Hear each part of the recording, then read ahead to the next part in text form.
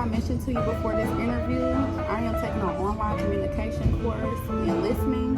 One of our assignments requires us to talk to somebody in a profession that we're interested in, to talk to them about listening and how it affects your occupation. This interview should be about 30 to 45 minutes long. Is that okay with you? That's fine. Alrighty, so to start off, I want some general information on your career. Tell us a little bit about what you do. Okay, I'm Sharon Anderson, and I'm an administrative associate for an elementary school. I do everything. I call parents. I listen to parents' problems. I talk to children. I listen to children's problems. I talk to staff. I have to listen to what staff needs and wants, and then I process payrolls. So some communication has to be there. I make reports for the state and for the federal government. Okay. And that's a small snippet of what I do. So you have so many different parts to your job. It sounds like listening will play a pretty important role, right? Yes. So I would like to focus more specifically on the listening aspect of your job. So just describe how listening affects your typical workday. Well, with listening, that's how I know what is needed to make the day go as smooth as possible. Sometimes I have to listen with empathy.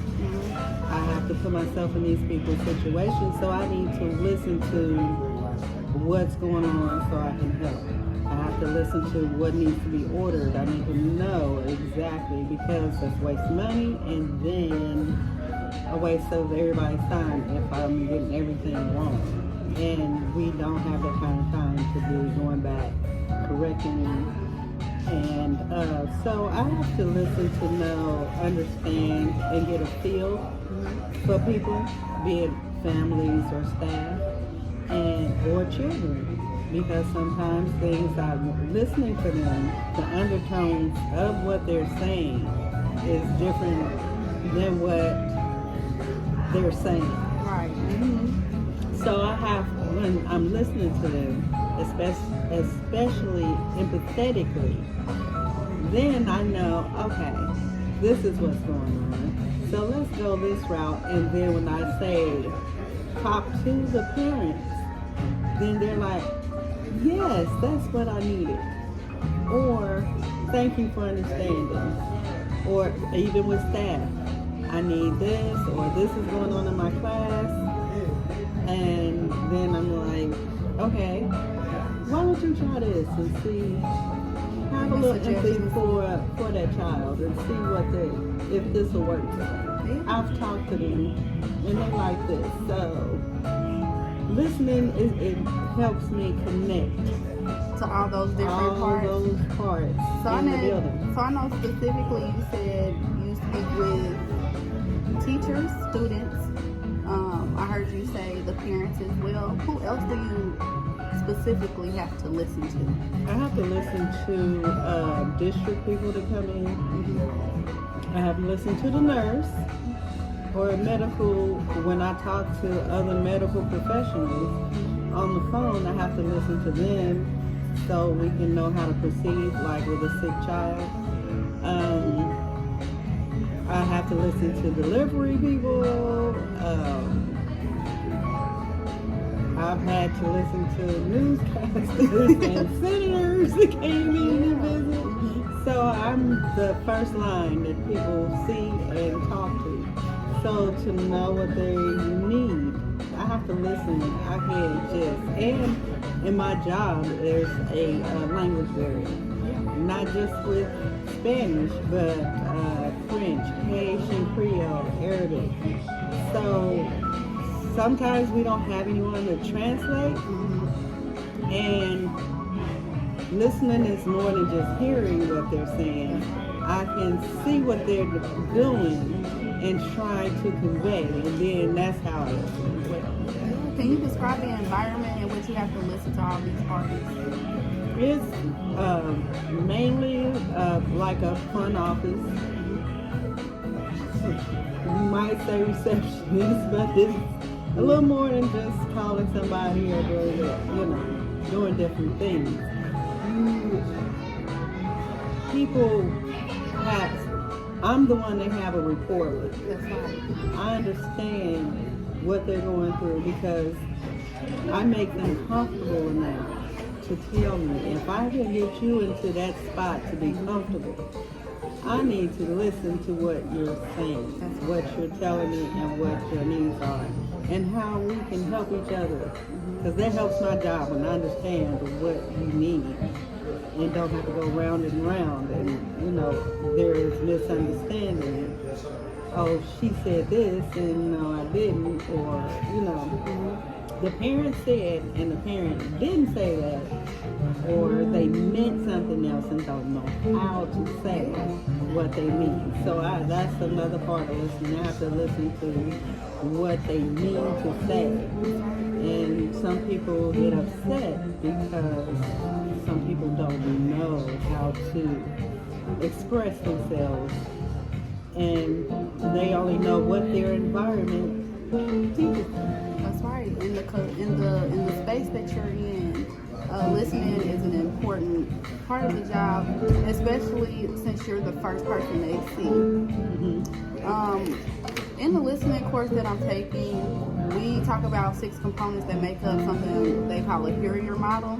I wrote down the different components so that you don't forget them. But the first component is hearing, the second component is understanding, the third component is remembering, the fourth component is interpreting, the fifth component is evaluation, and the sixth component is responding. And I want you to think about those different components and how they affect your job. So like I said, the first component is hearing. What do you think is an important factor of hearing in your job? Listening. People hear and don't listen to what is said. That's an issue I have with some of the staff and even with some of the parents. They hear what I said, but they didn't listen to what I said. What do you think distracts them? What are some major distractions in hearing? They're used to responding. It's a response. They're not hearing to listen. They're hearing to respond. So a lot of times when you think they're listening, they're misunderstanding. They're just putting the words in the context they want from you. It happens with staff as well. So the issue with hearing is listening, because I hear things and it snaps me into listening to what they're saying. So that's the component of hearing that I think is most important and what you need. You work with so many different parties. Do you feel like that can become a distraction as well? Like you're handling one thing and a teacher or a student may interrupt that. Is that a distraction when you're trying to practice hearing? Yes, it is. And then when I'm distracted, I've often told staff, the student was here first. I need to finish. I'm trying to listen to what he's telling me. Let me finish. Or his parent was here. Why are you around my desk asking me a question that does not pertain to what me and this parent is talking about? And I love what you said about putting the speaker, no matter if it's a child or an adult, first, because you're prioritizing that hearing.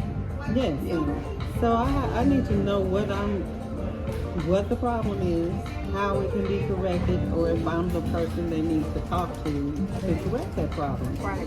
Sometimes they need to talk to someone else, and I can either make that appointment or direct them to where they need to go. Yeah, and even prioritizing what the child is saying can help the teacher or whoever else falls in line. Yeah, you hear a lot of things, and once you get a child comfortable enough to talk, they're comfortable to come and tell you things that aren't going well.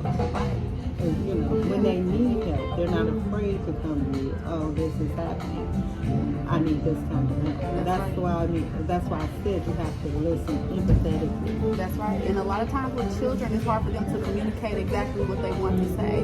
So it's not just important to hear the child, but it's also important to understand the child. And I think that brings us to our second component in our hearing model, is understanding.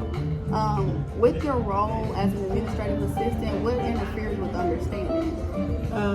Interruption. People interrupting while I'm talking, like to a child. And with a child with the understanding, I ask questions. If I don't understand, I'm like, so is this? And we have some that don't speak English well, but we work through what we need. They speak enough English and I speak enough Spanish to where we can figure it out. And sometimes when we don't have an interpreter available, I'll say to the Spanish-speaking person, we're going to figure this out, okay? So that's why I said listening is more than just verbalizing. You know, it's a whole system of things. You have to look at the body language, the tone, everything. Yeah, and it's a process that takes more than one person. You know, if the speaker isn't communicating it correctly, then it can get misinterpreted. And if the listener is not comprehending it well, it gets misinterpreted. So I think that that's a very important component, especially with you listening to so many different things at one time. All right, so the third component in the hearing model is remembering. Now you're hearing all these different things, you're speaking to all these different people, you're working on different tasks at a time. What helps you remember? For some reason I have a good memory, and then what I heard is put into what's most important. And I jot some things down. I might write a word down and then I look at it and say, oh, I need to put that into the system, or I need to move this to another spot once I finish talking to people, because a lot of times I have to talk to people and listen to them, and then I can do the task when I get a break. You know, it's not often in the mornings I have 5 or 6 parents lined up to talk to me.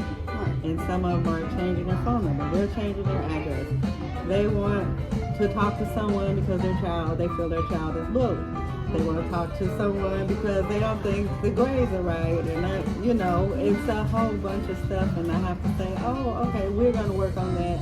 And I'll have the principal call you back. I'll have the behavior specialist call you back. We're going to get this straightened out. And that's how I make them feel that I heard them and what they said was important. Because it is important to me. No matter if I feel like, oh, that's just, you could handle that, but at that time, that's important to that parent. That is their child. That's right. So considering that, how do you prioritize what to remember? Honestly, I really don't well, if it's like a phone number or something, change, or I just remember it, because that's very important. Okay, what if this baby falls and I need to call their mother? I'm going to make sure my communications with the parents or with someone else outside of the office comes first. That's the priority. If something happens, I need to be able to get you, and you need to be able to get here on time. You know, no miscommunication, that kind of thing. And then after that come reports. When reports are done, I usually do them early because something else could happen and throw it off, and I have to do something else. You know, so I have a good handle on a lot of things, but sometimes I do forget. And like, for example, a parent called and asked for a proof of registration at the school and to put it in their child's backpack. Well, we had a fight. So I left the paperwork on the desk. But when they called, I was like, it's on the desk. I'm sorry, I forgot we had some things going, and they understood. So prioritizing really just depends on the day. It because depends on the day. There's no telling where things could go. So When you prioritize, do you ever prioritize based on who the speaker is? The person who asked you to do things? Like, would you put requests from the principal before you would put requests from a child, or does it depend on the severity of what information was given to you and which you prioritize? It depends on the request and the severity of it. Because sometimes the principal have asked me things and it's not that important, but I have a child sitting here with 100-degree fever. Yeah. I'm going to handle what's going on with that child, and then we'll work from there and go back to what the principal needs. Now, if it's some urgent paperwork for the lawyers, or, because I deal with the lawyers downtown, that paperwork has to be in as soon as possible if a parent or a child was hurt or something like that. We had the paperwork to the lawyer in the district has to go. So let's move on to the fourth part of our hearing model. That is interpreting. Now, we talked about how you work with kids and how hard it is for them to communicate. How important are nonverbal cues when trying to interpret what that child is trying to communicate? Oh, that's very important. We have children, like I said, that don't speak English. We have nonverbal students. So I have to watch them and look at cues and see if they're pulling their ear, if they're holding their chest, if they're holding their arm, if something's, or holding their head, saying that, trying to tell me their head hurt, trying to tell me their stomach hurt. And I have, all the time I have to go with not verbal cues or body language. They may do this. I know they're cold. I'm like, are you cold? You need to see the nurse. And then or are you hungry? Those kind of things. And even with non-English speaking parents, we can do body language type things and, get an understanding of what we know. And I feel like overall interpreting is very much so important when you're dealing with cultures and things like that, because some nonverbal cues might be offensive to other cultures. So I think it's important to understand the nonverbal cues that you're communicating as well as those that are being communicated with you. If we move on to our fifth component, that is evaluating. How do you find the credibility in the information that you're evaluating day to day when you're completing these tasks at work? Well, some of the things I read up on, and I have to interact with staff and administration and downtown and payroll, so I already know a piece of it. So I just need clarity. We go into, okay, we had a 2-hour delay. Do people get paid for those 2 hours, or how are we working it? So I have that, and then with the parents, they're just trying to keep their children safe and be where they need to be, wondering if that's where they need to be, and they need to understand if they need to move their child to make it easier on them. So I have to interpret a lot of these conversations as, okay, do I have to move my child? No, you don't. But this is what you need to consider when you move your child, or if you leave your child here. Longer commute. You have, no one available to pick them up. If you move them to a school closer to your home, you may not have all those problems. And if you may have a neighbor or someone, family member that that will help you take care of this situation. Payroll things. Have to interpret, okay, you're out, this isn't balancing, why is this balancing? And with the books, I do the accounting as well. Why is it, what do we need this for? Are we allowed to have it? Yeah, there's so many different components that you deal with that require accuracy. So when evaluating these things, what do you need to look out for? Okay, I do have some parents. I have to look out for patterns. That's a part of listening to. I listen to what they tell me and what they do. So they tell me, oh, my child is sick, and then walk in and tell me, oh, we had a good time at grandma's house, but you said your child was sick. You know, so I have to interpret that and see how that can be put in attendance, and, you know, like I said, I have to look for patterns and to interpret what somebody is doing, because some, like you said, culturally, they're doing things and I'm like, that's how it's done in their culture. So let's rethink what we're going to do and how we're going to talk to them about what the issue is. Yeah. Evaluating is such a process. It is. Yeah. So the last part of the Hear Your model is responding. Now, there's a lot of different things that can affect how you respond, whether it's the person's tone of voice, or it's the information that you're given, or a complaint or a concern. How do you find the appropriate response dealing with so much? Well, when I first started this job, I was willing to lose my job because of the way a parent responded to me when I explained something to her. I explained to her that, you know, the principal was in a meeting. We had something else going on. She came up and called me a liar, told me she was going to beat me up, and I was like, let's go, we can do this. And so the principal said, you don't want to lose your job, or nothing like that. And then I thought about it. I was like, no, I don't. Recently, I had a parent, she came, she called on the phone just yelling, cursing, and everything. I was like, oh, well, let's see how we can fix that. You shouldn't have to feel that way.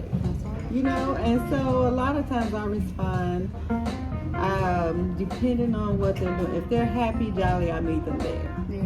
If they're mad and angry, I ain't going there. You know, if they're super sad, I try to step back and let them be in their moment. And like you said, you're dealing with someone's child. There's so many emotions that come from dealing with that. Yeah. So I feel like it's important to find your composure to effectively respond. So considering that, you would agree that the timing of the response and just being assertive or being passive makes a difference when you respond.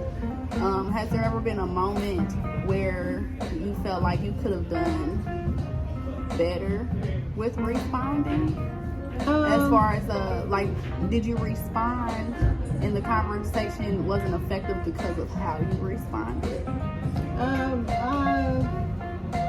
had that happen once or twice, and I have a bad day every now as well.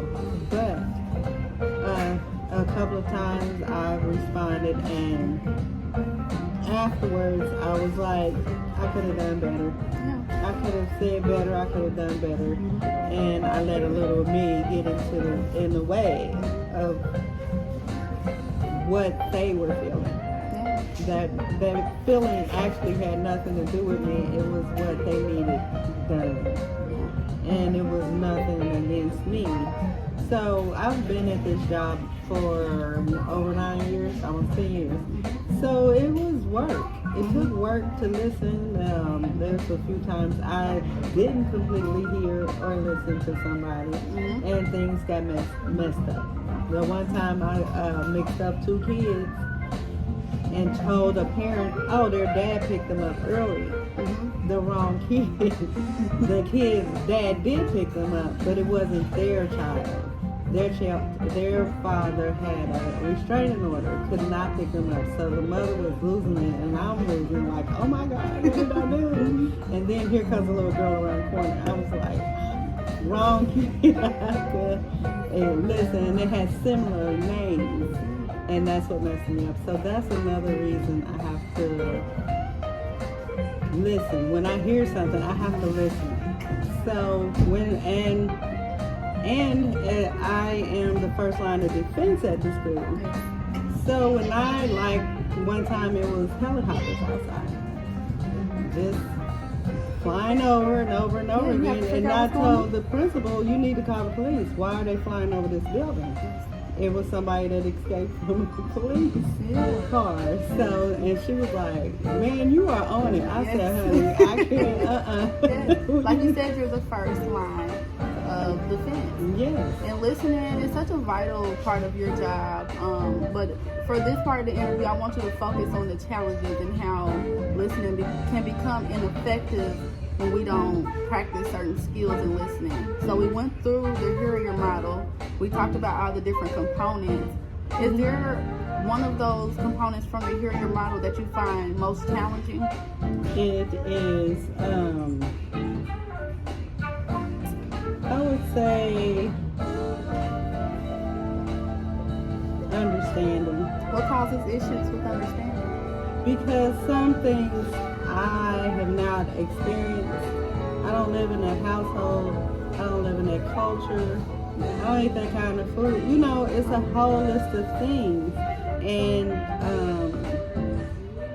I have to work to understand where this parent is coming from. It's something in my culture, you know, I'm thinking, oh, it'll pass. It's this, you know. And they're taking it very seriously, and I have to step into their shoes and like, oh, okay. I mean, there have been times I've had to look up stuff and to understand what was going on. And then if I know somebody that spoke their language, apologize for me not understanding. And we can work on it together, you know.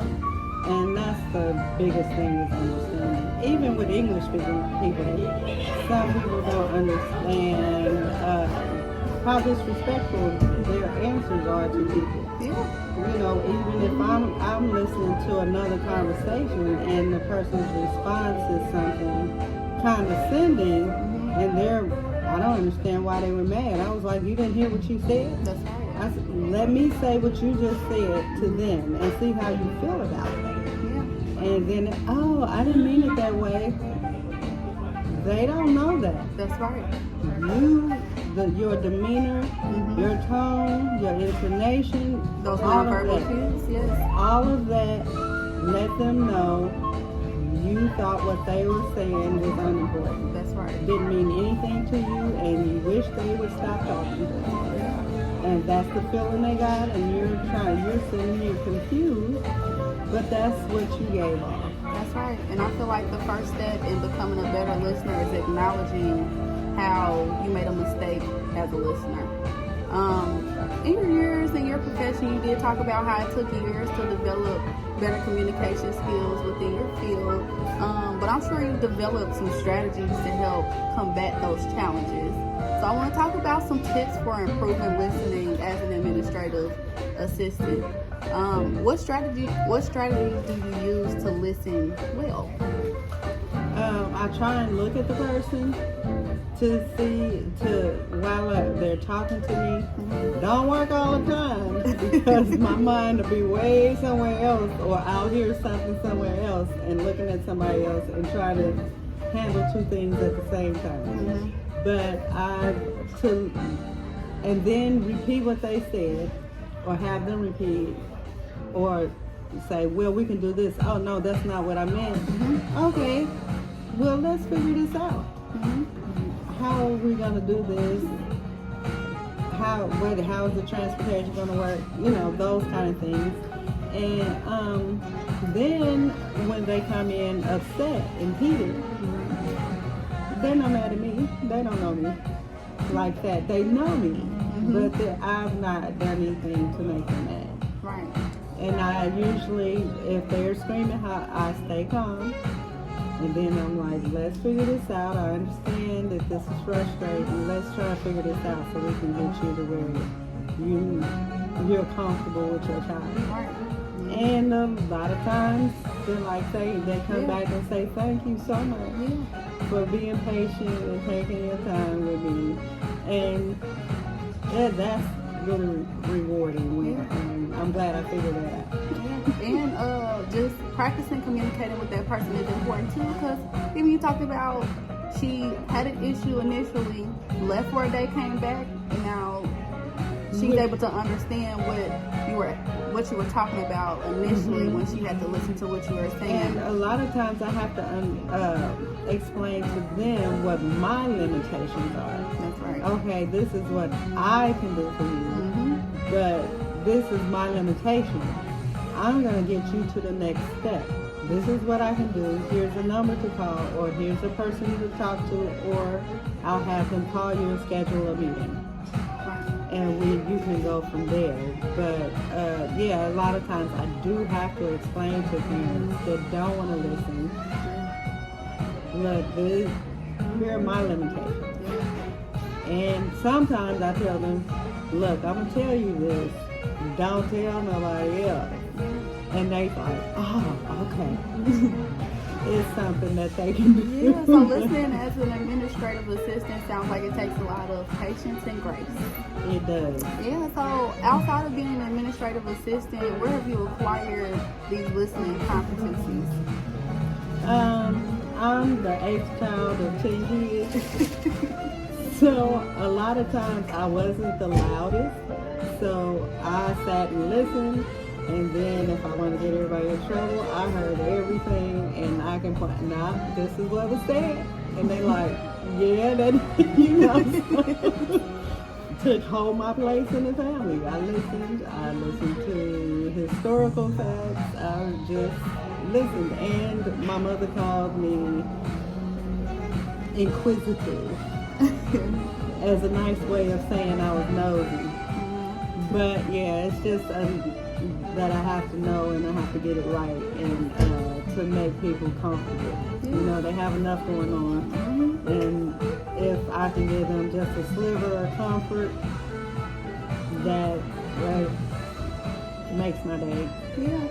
And I feel like communicating in your job, it's important that you understand the information that you're providing, because the information is so vital and it could affect all parties involved if you give the wrong information.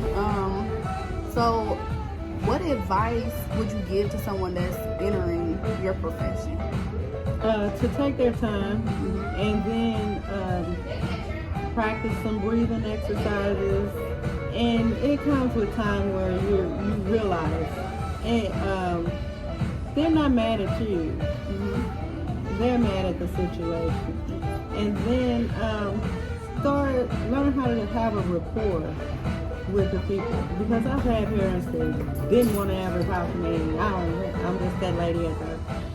And then eventually, oh, okay, she's going to talk to you, and she listens to whatever I have to say. I've listened to parents have meltdowns and told them it's going to be better. The one parent, her and her son lost their job, and she was just falling apart, and I told her just relax, take a couple of days, find you a new job, breathe. And she was like, okay. I said, breathe, have some faith. And she came back the next week and she said, I got a new job, and my son saw his new job. She said, thank you for just calming me down, that I can't figure things out if I'm frustrated. And if I can do that kind of thing, it's cool. Yeah, okay. So throughout this interview, we talked about what your profession is as an administrative assistant. We went through the components of the behavior model and how they affect your profession or your position as an administrative assistant. And it sounds like listening is such an important part to your job. How can you improve as a listener? I have to stop trying to do multiple things at the same time. Because sometimes I'm listening and I'm typing, and then I have to go back and say, oh, could you repeat what you said? So I have to learn how to take myself out of every component of what's going on and just listen to what's going on with one person. Not listening to this person, this one coming this ear and say something, then try to answer them, and then go back up here and, oh, where were we? And you know. Yeah, so you feel like you could do better with just prioritizing Yes. the speaker. Okay, well, I really do appreciate the time you took for this interview.